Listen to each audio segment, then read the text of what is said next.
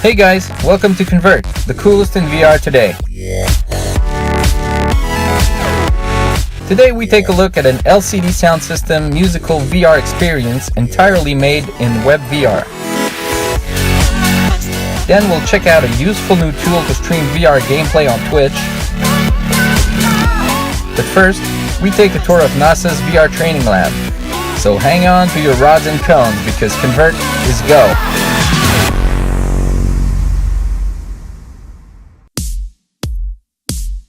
NASA has been known to work with VR for a long time, but it's never really been detailed how they do it and what they use it for. This cool little video from The Verge demonstrates how astronauts train to move around the outside of the International Space Station to repair and maintain it. From the looks of it, they seem to be using a VR system with a big field of view, like a Star VR. Nothing's too good for NASA, I guess, right? Interestingly enough, they seem to be using a custom-track glove design as an input for the astronauts' hands. We don't learn much about it in this video, but it sort of proves that it's the way things are going to go in the future. For good reason too. It feels like a very logical step forward. The host in the video experiences two different missions. In the first one, she needs to reach and replace a dead battery, and in the second one, she is left out disoriented in the dead of space and needs to navigate her way back to the ISS before she runs out of fuel.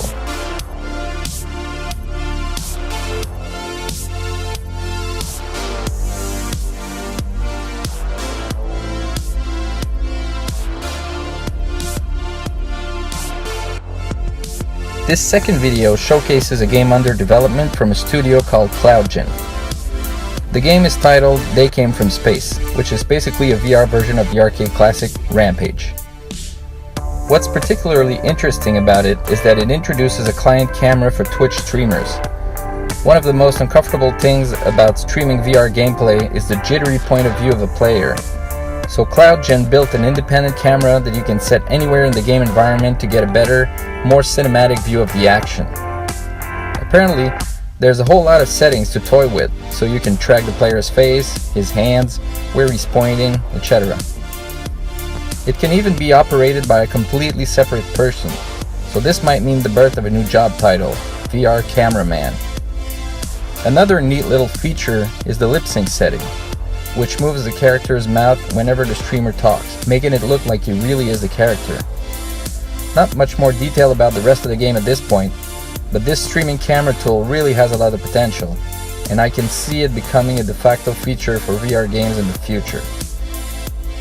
And finally, this musical VR experience was made in collaboration with LCD Soundsystem. It's basically a dance sequencer that works similarly to a DJ sequencer.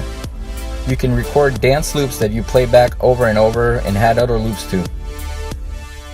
The coolest thing about it though is that it's entirely done through WebVR. There's absolutely nothing to download. You simply enter the web address to your browser and you're off. The beat is pretty good and makes you want to dance naturally. Since it's built in WebVR, it's compatible for the HTC Vive and Oculus Rift. But you can also use Daydream and Cardboard headsets to experience it, minus the ability to record your own dancing.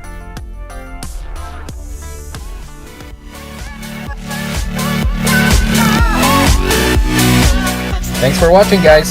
If you think this was like-worthy, feel free to like this video. We'll see you next time.